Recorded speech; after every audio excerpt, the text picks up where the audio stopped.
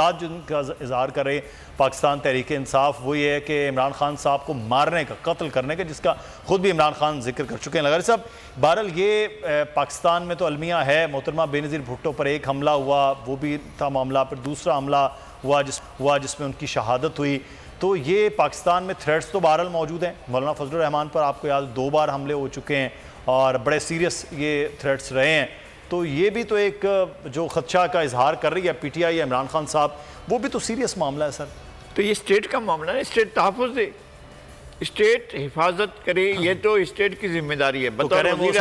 State हमलावर हो रही है ऐसे अदालती अहकामात की बजाय, स्टेट हमलावर नहीं हो रही है। मसला ये है कि एक अदालत ने काबिल ज़मानत वारंट गिरफ्तारी जारी की है।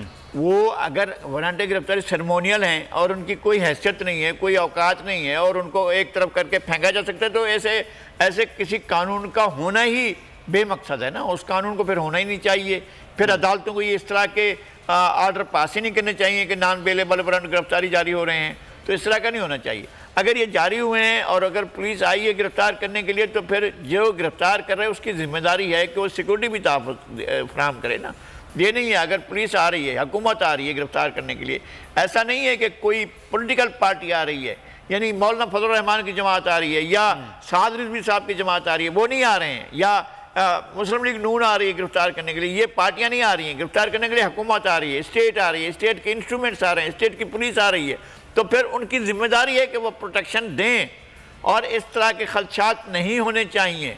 और इमरान खान साहब को ये ज़रूर ज़हन में रखना चाहिए कि ये ख़तरात, ये खदशात तो अलग चीज़ हैं, ख़तरात मौजूद थे जब बेनज़ीर भुट्टो पाकिस्तान पहुंची थी। तो उसी दिन, उसी रात को ही, जिस दिन वो आई सुबह में, रात में धमाका हो गया, 200 के करीब इंसान जान से चले गए। उसके बावजूद भी उन्होंने तो पॉलिटिकल अमल छोड़ा, ना सियासत छोड़ी, ना लोगों में जाना छोड़ा, ना बाहर निकलना छोड़ा। उसी दिन, अगले दिन गई वो लियारी में और दूसरी जगहों पर गई। वो भी कह रहे हैं हम तो इतवार को जलसा करने चाह रहे हैं, जिसको रोक दिया। अब हाई कोर्ट ने भी उन्होंने कहा कि आगे पीछे कर लें और बैठ के तय करें कि आप करना क्या चाह रहे हैं। वो भी पॉलिटिकल मूव तो कर रहे हैं। अच्छा, मुझे पॉलिटिकल मूव अगर सिक्योरिटी की मसला है तो सिक्योरिटी का मसला तो जलसे में ज्यादा हो सकता है। सही, मैं यही अर्ज कर रहा हूँ। को चेयरमैन बोल शोएब शेख के खिलाफ मनगढ़ंत, झूठा और बेबुनियाद केस। हुकूमत इंतकामी कार्रवाइयों पर उतर आई। रिश्वत देने के झूठे इल्जाम के पीछे असल हकायक वो ले आया अवाम के सामने। सिंध हाई कोर्ट की जानिब से 10 मार्च को एग्जैक्ट केस में बरियत का फैसला भी दे दिया गया, जो रिश्वत के इस इल्जाम को झूठा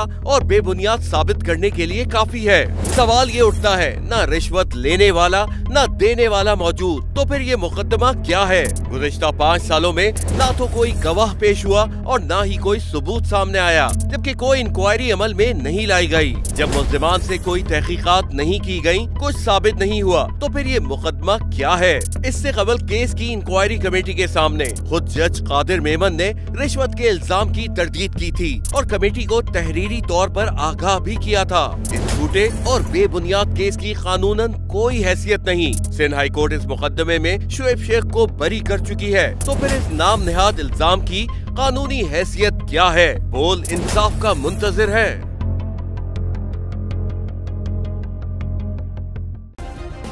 सब्सक्राइब करें और बेल दबाएं ताकि कोई खबर रह न जाए।